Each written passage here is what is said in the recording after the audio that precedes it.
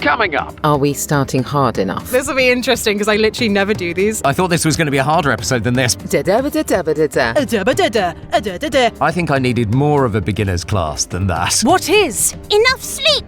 The goblin asks. That little goblin came out of nowhere. Ibuprofen is my friend today. It's more reality science, actually. Which is really annoying, really annoying. Hello, I'm Pretty Anime Girl. Promos aren't selly anymore. They're not that kind of rah-rah. Just give a take and just go with it because I'm going to drive myself insane. And now, enjoy the podcast. How do you say that? How do you say that? How do you say that? How do you say that? Hello and welcome to today's episode of How Do You Say That, sponsored by VoxBox, the portable, foldable, storable audio booth. And this is my co-host Mark Rice, bright-eyed, bushy-tailed and probably by a pool, I Well, suspect. just inside from the pool, actually, yeah. Okay. And that's Sam Boffin, not by a pool and frankly not jealous at all, are you? Yeah, no, not at all, not at all, no. And every week, Mark and I, and a very special guest, chat about scripts and voice acting and how to get even better at what we all do. So if you fancy a bit of that, then this is the podcast especially made for you. Yes. Now, this week's fun fact about Mark is that he did his first ever yoga class today. Go on, barely even move, Sam. Can I can you barely not? move now. It was at 10 o'clock this morning. We're recording at 6 p.m. and I can barely move. Ibuprofen is my friend today. I bet. Well, Sam's fun fact is that two of her great aunts were variety performers in the 1930s and had a comedy ukulele routine. That is brilliant. I know. In fact, I found some old pictures of them, some photos of them the other day, doing a kind of Christmas show with their ukuleles all kind of Christmassy-fied. It was really sweet. They just looked so cute. I think that's amazing. Yeah, That is fantastic. And of course, we also have this week's very special guest, voice actor Elsie Lovelock. Hello, Elsie. Hi, Elsie. Hello. Thank you so much for having me. Hello, Elsie. So jealous of Mark right now. Sorry again, sorry. How dare you? I won't tell you it's just blue sky. No, don't worry. Yeah. Oh, yeah, I want to go on vacation so badly. I But want to be thank there. you so much for having me on this. This is going to be fun. I'm really excited. It really is. Let's jump right in then and find out more about Elsie, shall we? Brilliant, yes. So Elsie is a prolific jack-of-all-trades British singer and voice actor who works predominantly in video games and animation.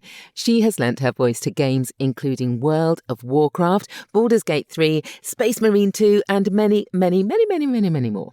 She is best known as the singing voice of Charlie in the Has-Been Hotel pilot, Mommy Longlegs in Poppy Playtime, and the lead character Nicole in the TikTok sensation game Class of 09. Oh, wow. Well, Elsie's also a professional singer and she's collaborated with many content creators such as SMG4, the Angry Video Game Nerd, DA Games, to name a few, as both a voice actor and a vocalist. So if you're on the internet frequently, she's probably voiced or sung something that you know. So welcome to the podcast, Elsie.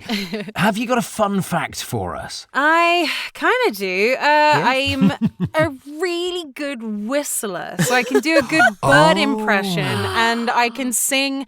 What's the name of that classical piece? The bee song, you know that.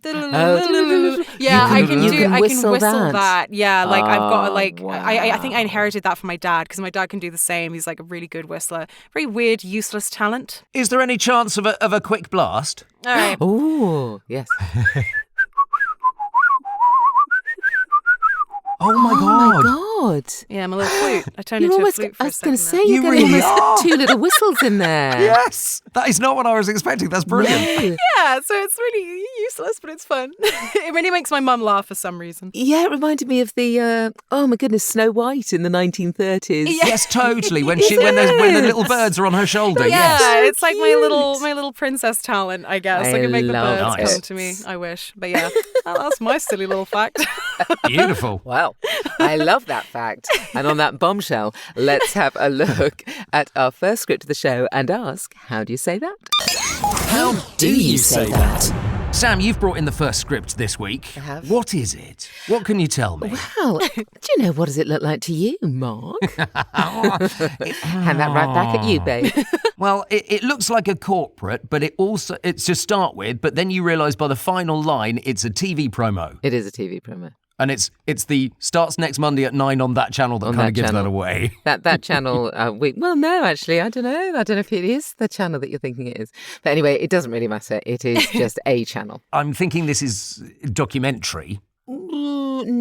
Ish. It's more reality science, actually. Is that unusual? Yeah, reality science. I think it. it's just a kind of sciencey based. Okay. Yeah, I mean, it's a little bit like UPFs and that kind of thing. I mean, I don't know much about it, to be honest. I just do the trailer, mate. I just turn up and sure. No, that's fair. That is fair. Did they say what kind of voice they wanted? Is it a kind of deep brooding? Is social media bad for us? No, type or not? This was in a session where I did a number of other things actually. So you kind of try and ring the changes with what with what you're doing.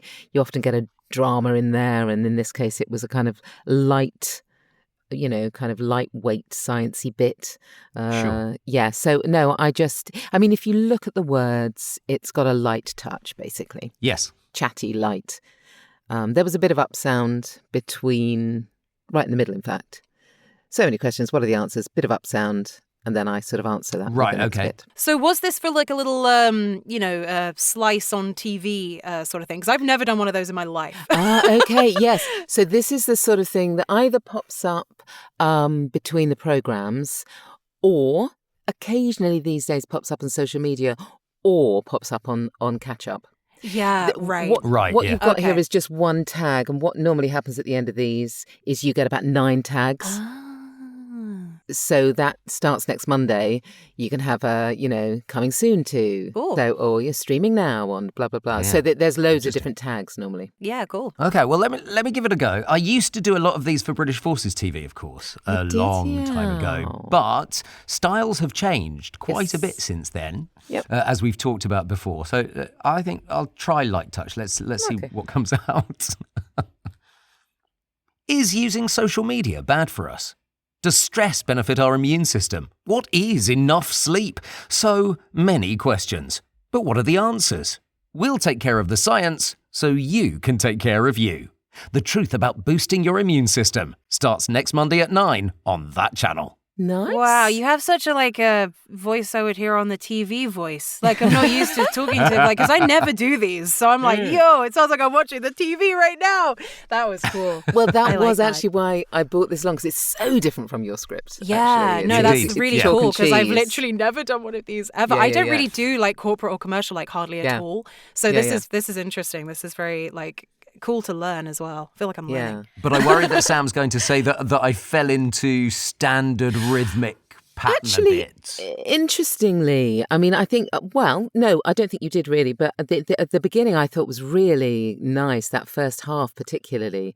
In fact, you almost ramped up at the beginning. It was like, is using social media bad for us? Yeah, it was kind of like, I've been thinking about this question and I want to ask you. So it felt really natural, actually. I decided very definitely to come in using a different inflection on the word is. And I think that was a deliberate thing, and it kind of worked. I didn't know if it was going to work, but it kind of worked. Yeah, it sounded good. The worry is often with that is, are we starting hard enough?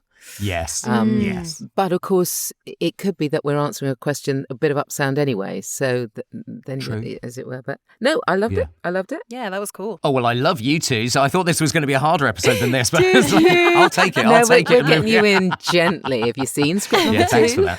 That's good. Elsie, would you like to have a go? Yeah, I'll have a go. I mean, I always fall into the commercial pattern. We all know what it is. So this will be interesting because I literally never do these. No. I'll give it a crack. Is using social media bad for us? Does stress benefit our immune system? What is enough sleep? So many questions. But what are the answers?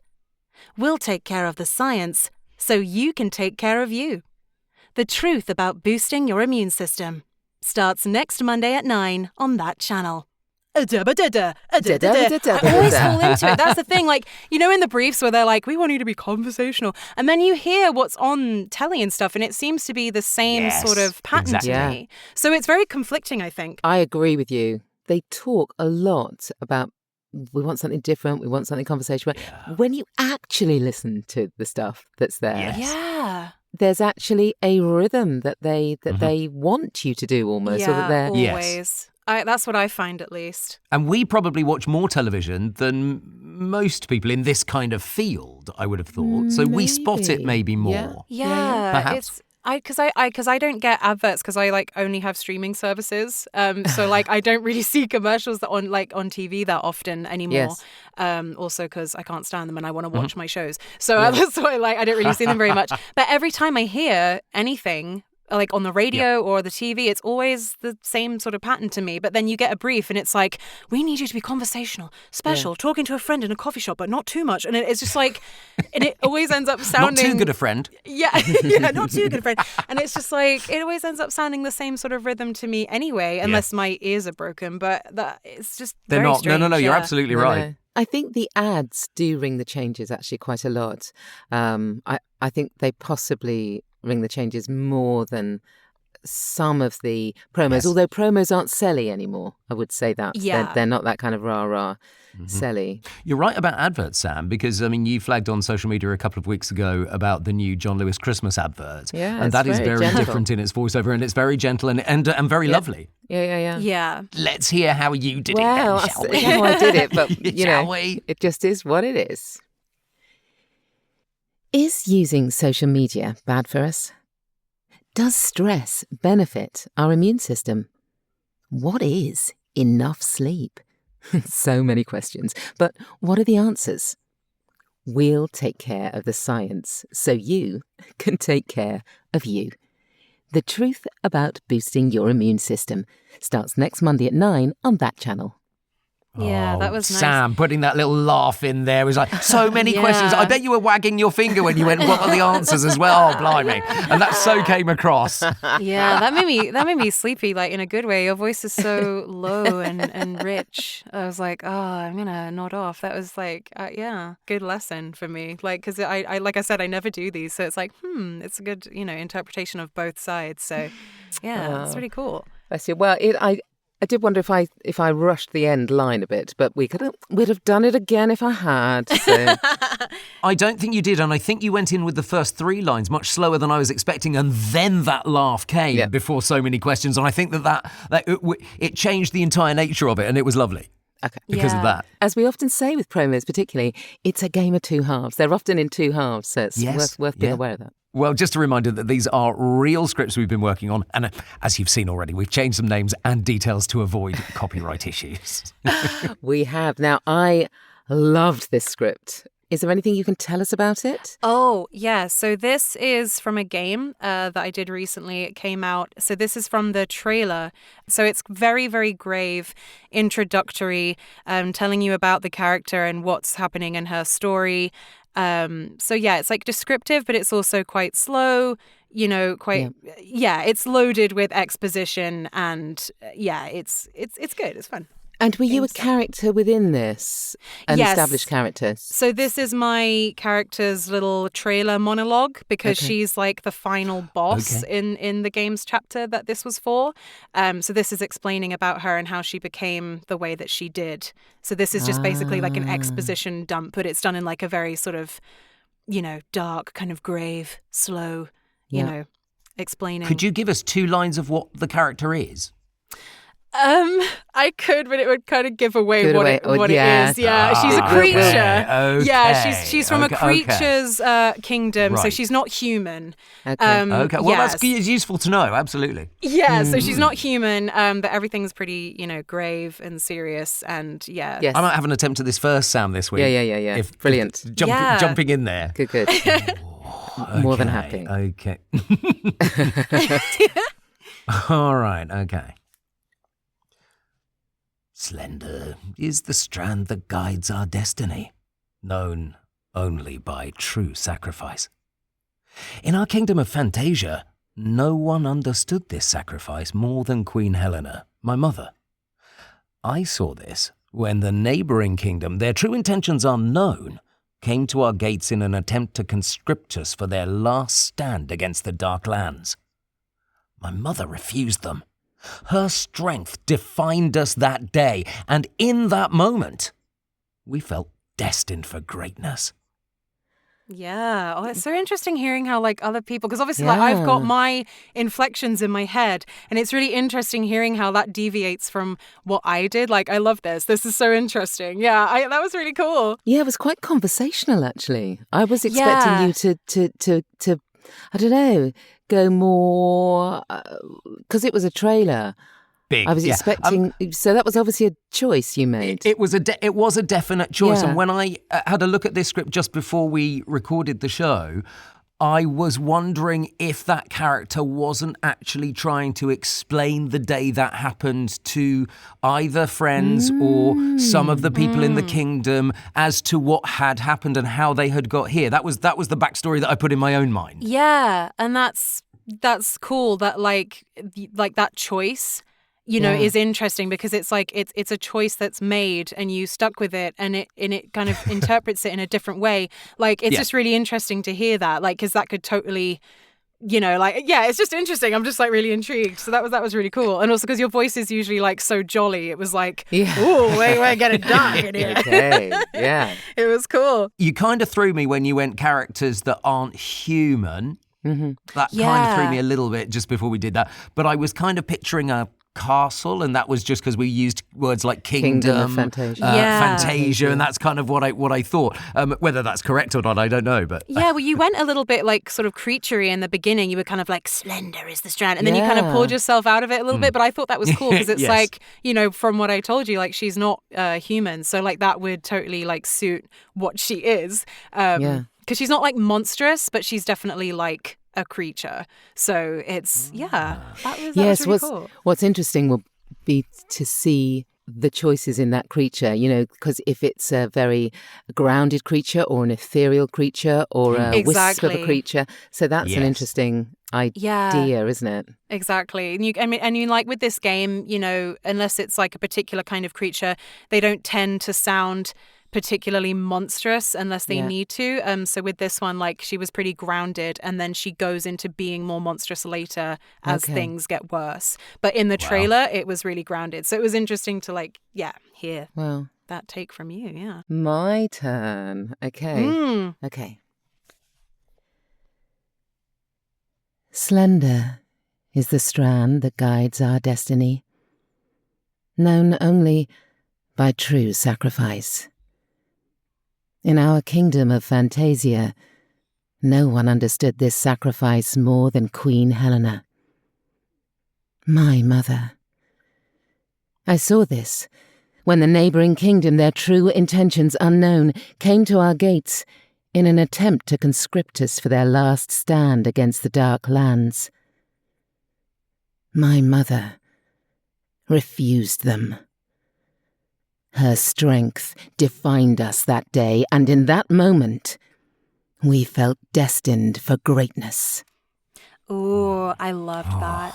I liked the fact that you took it like nice and slow, because that was kind of the pace that I did it at, because it is pretty slow and it takes its time, and your voice is really low and cool anyway, so it just like really fit like that was really nice. I love that. That was so cool. I did think halfway through that it was a bit light. I wondered okay.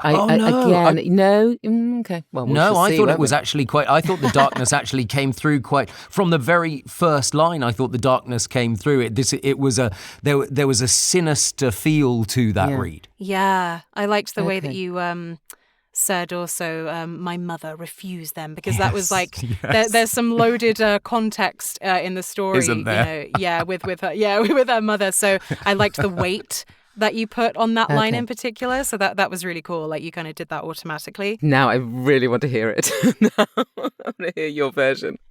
Okay, I'll just do what I did. All right. Slender is the strand that guides our destiny, known only by true sacrifice. In our Kingdom of Phantasia, no one understood this sacrifice more than Queen Helena, my mother. I saw this when the neighbouring kingdom, their true intentions unknown, came to our gates in an attempt to conscript us for their last stand against the Darklands.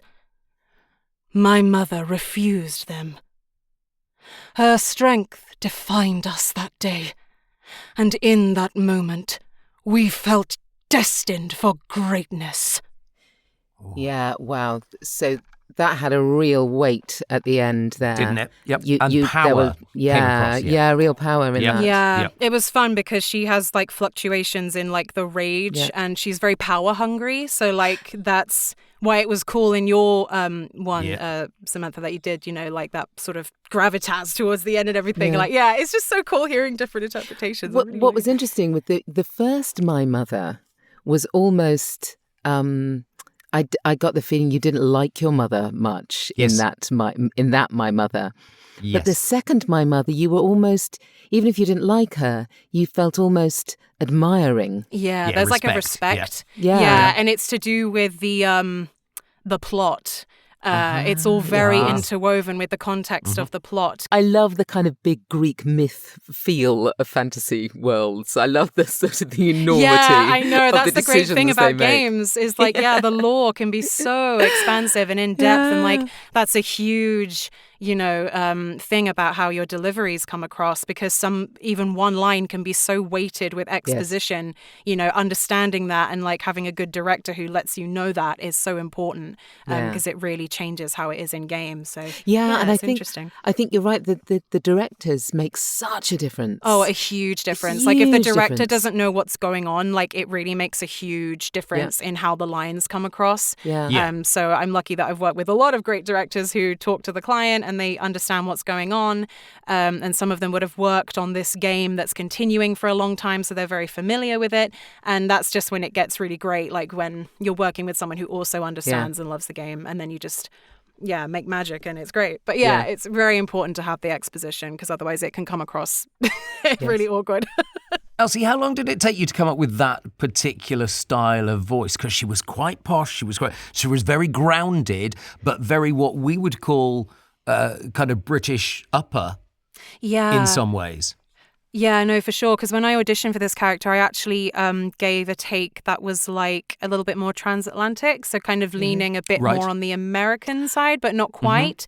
Because like, obviously I did it in RP for the first half of the audition. And the second one I did a take in transatlantic because in this particular game, they give transatlantic as a brief. They don't like want straight British. But when I was in the session, I was like, do you want, straight British or do you want the transatlantic? And they were like, oh, we want the British. Because that's kind of what they're trying to convey anyway, because it's fantasy. Sure. So they were like, oh, she's British, we'll go with that. But that's the voice they chose. So that's the one, that we stuck with.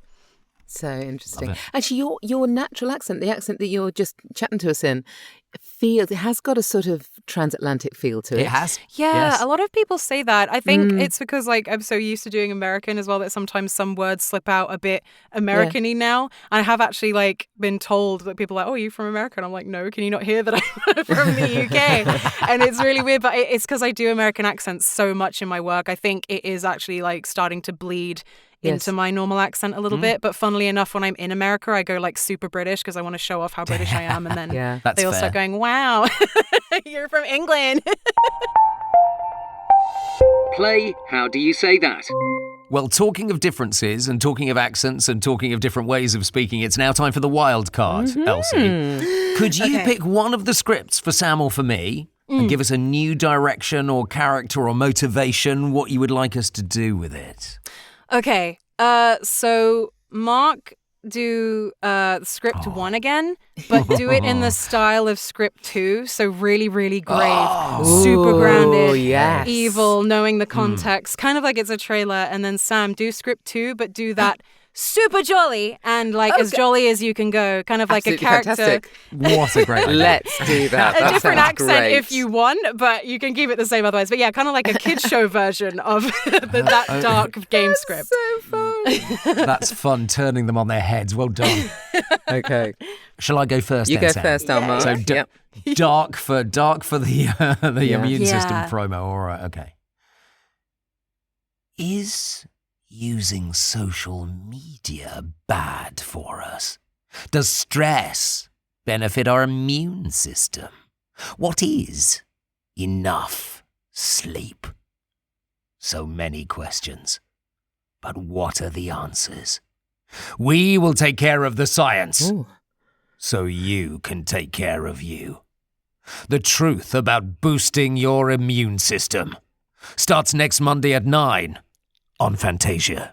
Oh, that was so good. You really reminded me of a character in like Elden Ring or something, which is a game that I love, which has a British cast. You kind of came across as like in a game you can like go to certain characters and like buy things, like buy items or weapons. Okay. You sounded like How a game fascinating. character that I can like buy stuff from. Like, hello, and look at my wares. Like, it was really cool. I really like how it turned. I'm going to take that as a compliment all week. Thank you. That's very Yeah, kind. no, that was So cool. really cool. I could totally hear that in a game, like buy my potions, like that was really good. I loved that. Oh my God. Cool. Well, Sam, what a challenge you have So ahead for I've you got now. jolly, haven't I? Okay. Yeah. Okay. Slender is the strand that guides our destiny, known only by true sacrifice. In our Kingdom of Phantasia, no one understood this sacrifice more than Queen Helena, my mother. I saw this when the neighbouring kingdom, their true intentions unknown, came to our gates in an attempt to conscript us for their last stand against the Dark Lands. My mother refused them, and her strength defined us that day, and in that moment, we felt destined for greatness. It seemed really real. I loved Good. it. Oh my God. That was so good. Like really funny and like no one understood this more than Queen Helena, my Queen mother. Helena. I loved that. That was so funny. Elsie, one of the reasons, and people ask us all the time why we do the wildcard, one of the reasons that we started doing the wildcard was basically to try and remind people that actually if you get too much into a rhythm of you can't get out of it and you're doing the same thing over and over again, do something completely different and it frees you up again. Yeah. Yeah, absolutely. I did one of my first workshops I ever did was at a convention in America, and the woman running it was running it with her husband, and they're both video game actors. And they had us do that. Literally this. They gave us like commercial briefs, and we had to like read out a commercial for like a fast food chain in like a really like grave wartime kind of setting, like come down to McDonald's and get your 99 burger. Like it was really, really fun. So I love this. I think, it's great to like, break up the rhythm, get you out of that headspace, because that happens to me all the time, especially with commercial stuff. So yeah, that was brilliant. Of course, you don't get let off the hook that easily. No, Elsie, I'm we'll have afraid to you give get you to a do one as wildcard. well, so we have to give you one too. Yeah, no, please. I'm going to give you a character, Elsie. You are a Dungeons and Dragons master or mistress, depending on what you prefer. And you are settling down the players before the game. So this is kind of like a spiel before you actually all start playing Dungeons and Dragons in person, in situ, around the board. Yeah, okay. So this is like introducing a scene in D&D as the Dungeon Master. Exactly. You're the Dungeon Master. Yeah. Okay. Is using social media bad for us? Does stress benefit our immune system? What is enough sleep? The goblin asks. So many questions, but what are the answers? We'll take care of the science, so you can take care of you. The truth about boosting your immune system starts next Monday at 9 on that channel. I love it. I love it. Trying to be an engaging dungeon master. I've never done that before. That little goblin came out of nowhere. It really did. Absolutely out of nowhere, and then left almost as soon. It's like the little goblin poked his head out and went, Yeah. and then went back. It was almost like you were creating a separate bit of up sound. Yeah. The promo. To break it up a little bit. My favourite character of the evening, actually, Yeah, the yeah, goblin. little goblin. Too right. Absolutely. Oh, my goodness. Well, as always, we've put the scripts in the show notes so that you can have a try yourself at home. Ooh. You can. So, right. Our question this week, Elsie, is obviously you do a lot of gaming stuff. And as we know, with gaming sides, we're given a lot of information. We're given a world, we're given a backstory, visuals, dialogue. We're given lots and lots of information. So, what is your approach to both following the information in a realistic and grounded way and also creating something that's going to be very different and stand out enough to catch the attention of the director or the casting agent? Yeah. Oh, that's such a good question. So what I would say, first and foremost, is that with games, playing them or watching them helps, and understanding what types of games are out there and generally what they require, because different games have different levels of groundedness, and some just don't take things seriously at all and are more fun. Others, they want super, super realistic performances. So with the context that you do get, which sometimes is a lot, sometimes it's not, really try to work out what sort of game this is and what the tone is, because usually they will tell you. They won't tell you what the project is, but they'll give you a brief, and sometimes you can even work it out for yourself, because I'm like an avid gamer. Like, I'll sometimes look at briefs and I'll be like, oh my god, this is for this, and then like I'll look up the previous game or something else that the game devs have done before to kind of get a vibe for how they want the voices to sound. Like, I do that a lot for my game auditions. So sounds like you bring a real level of excitement into it when you see the sides for the first time. You connect the dots almost to my detriment, because I want it so badly and then you don't get it. But yeah. And then another thing I would say, like, if you're lucky enough to get sides where a character gets to display a lot of emotion, really like take your time and don't rush, because one thing I used to do a lot when I started out was I thought that high energy and rushing was what people wanted to see, and sometimes it is, but letting the character really breathe in those moments where they're sad or something intense is going on is really important. Pre-life I usually do a lot, so like breaths, gasps, laughs, like put those in as much as you want, because it really makes the character feel alive. So that's a real key important point for auditioning for games then as well. The pre-life. Exactly. Like, it depends on the game. Like, sometimes you get these games and they've come from like Korea or Japan or something, and they want a pretty standard, like, Hello, I'm pretty anime girl. and like they just want you to do like standard, attacks, or hello, I'm blah blah blah. And then you'll get games where it's like, this character is going through a super intense moment, this is the monologue or the lines. And like I said, like really slowing down and reading it. Like, this is one thing I cannot stress enough. Read your sides. Because if you just do like a quick flash read and then go into the audition, you might completely miss context that was given to you. And this is something that I've started doing, is I've taken the time to, like, because sometimes, we all know that sometimes we need to bang out like several auditions a day. We don't really have time.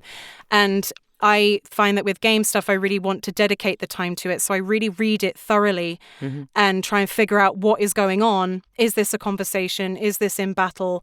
And generally, when you can deliver like what's written in terms of like the setting, that also helps, because it's like they kind of get that you understand. Sometimes you won't. I have gotten sides where I'm literally like, I have no idea what the hell is happening. But that's when my second point comes in, where make a choice and commit to it. Commit to the choice that you've made and just see it through. Like, if you've decided that you want to interpret this character a certain way, see it through all the different emotions and just commit to it. Like, don't change around too much, because that's what different takes are for. Because you can do another take if you're allowed to, and then that can be an entirely different interpretation. But yeah, if you make a choice, stick to it. And actually, on the takes part, how do you decide which one to put first? It's not always the one that you recorded first. It's a good question. Yeah, that is a very good question. I think for me, like, I'll go with the safest option as my forefront, just because I don't know. It's very hard to tell with some casting directors, because some casting directors love it when you give them wild card stuff that's really off the hook. But then a lot of the times when I've done that, I haven't gotten cast. Interesting. So it's kind of like a play by numbers sort of thing. But that's what the second take is for. Like, this can be the crazy one or the one that's really out of pocket, and sometimes that's the one that they want. So I always put the safest one first. Like, from what I've read, what I've seen on the sides, that will be the one that I'm like, okay, this is the choice. But then if there's something else, like, I've done that a lot for projects where I've given a character a British accent. Like, when they haven't specified, I'll go with American if I know that it's like an American client, and then I'll do like a British one just in case, because you might never know what they want. But yeah. Yeah. No, I mean, I think it's absolutely fascinating. I tried something the other day, which I hadn't tried before, I'll be honest with you. I tried doing that thing where you read the sides, immerse yourself in that, but don't read the dialogue. Yeah. So really? And that really, well, I got it, so it must have worked. Yeah, exactly. Yeah, that's a good approach. Yeah. So it was a really interesting approach because I hadn't really come across it before. And so you immerse yourself in the world. You do all the backstory. You even go as far as to improvise a little scene between perhaps your character and somebody else that they've mentioned within the world that your character is up against. And then it was only when I walked into the booth that I read the actual dialogue.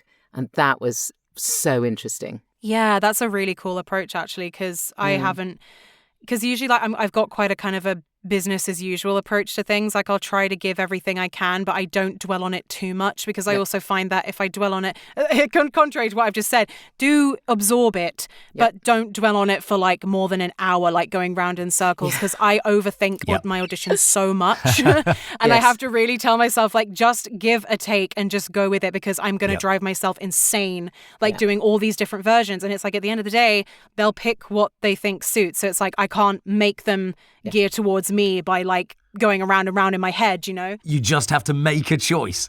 Yeah, exactly. Just make a choice, stick to it to stop yourself from going insane, even if it's something that you really, really want. And it's even better if you don't know what it is and you don't really care. Because generally that's usually the one that you get if you don't know what it is, so that you save yourself from going crazy. But don't drive yourself batty about it. Oh, Elsie, there's some real nuggets of information there that are so useful for everyone. Thank you so much for joining us. All of Elsie Lovelock's details can be found in the show notes. I hope you've enjoyed it. Yeah, thank you so much for having me. This has been so much fun. I really need to like break myself out of my usual pattern sometimes. So like hearing different interpretations of different scripts and all this discussion has been so helpful to me even. So thank you so much for having me, honestly. Oh, no, it's an absolute pleasure. And of course, the scripts are in the show notes, and do have a read of them if you're out there. Yeah. And do like and subscribe and leave a review on Apple Podcasts. Yeah, please do. That's it for this week. Thanks again to Elsie Lovelock. We'll be back next week with more scripts and another voiceover guest, and I'll be back in the rainy UK. We'll all be asking, this is when we do the title of the show all together, Elsie, when we'll be asking, how do you say that? How do you say that?